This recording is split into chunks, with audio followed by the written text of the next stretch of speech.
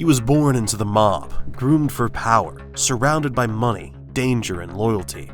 But what makes Michael Franzese different from every other mobster is that he walked away and lived to tell the tale. Michael Franzese was born in Brooklyn, New York in 1951. His father, John Sonny Franzese, was one of the most feared and respected underbosses in the Colombo crime family.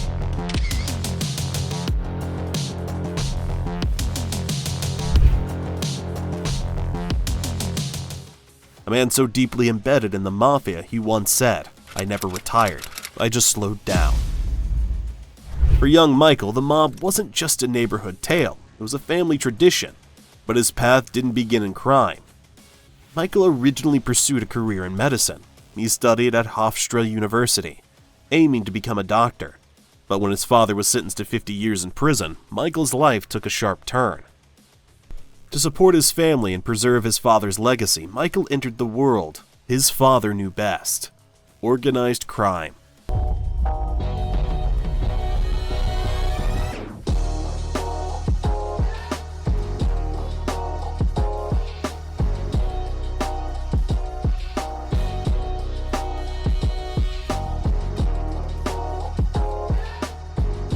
He officially became a made man in 1975.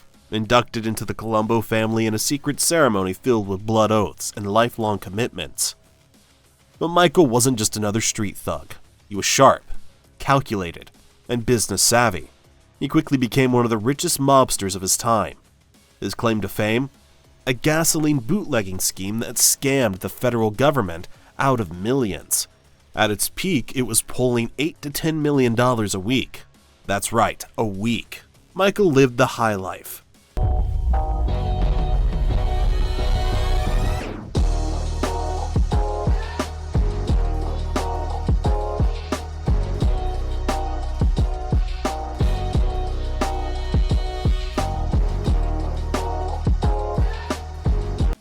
Cars, nightclubs, movie deals, even produced films and worked with Hollywood actors.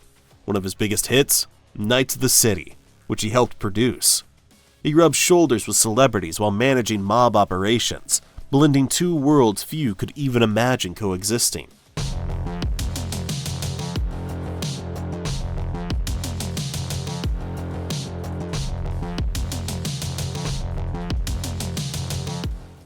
But with success came jealousy, and in the Mafia, jealousy is dangerous. In the 1980s, the FBI ramped up its war on organized crime, and Michael Franzese was in the crosshairs.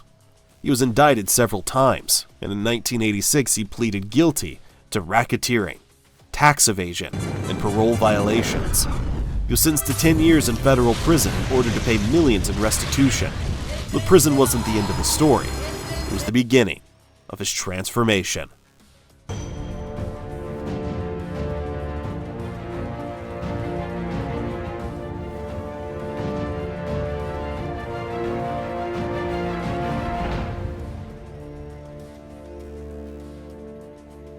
While in prison, Michael began reevaluating everything: the mob, the betrayal, the cost. He started reading the Bible, reflecting, changing. And then against all odds, he walked away from the Mafia. No witness protection, no hiding. He just left. Today, Michael is a motivational speaker, author, and Christian minister. He's helped countless people avoid the path he once walked. You listen to some of the people on YouTube, you think a day in the life of a mobster is one of two things. You put a gun in your hand or a baseball bat and you go out and shoot or hit people. Not like that. It was a lot different. I'm going to tell you what a day in... And miraculously, the mob never took him out.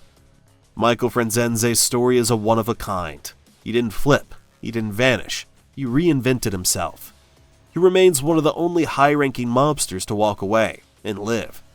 He now uses his voice to expose the Mafia style, inspiring others and share what he's learned from a life most only see in movies.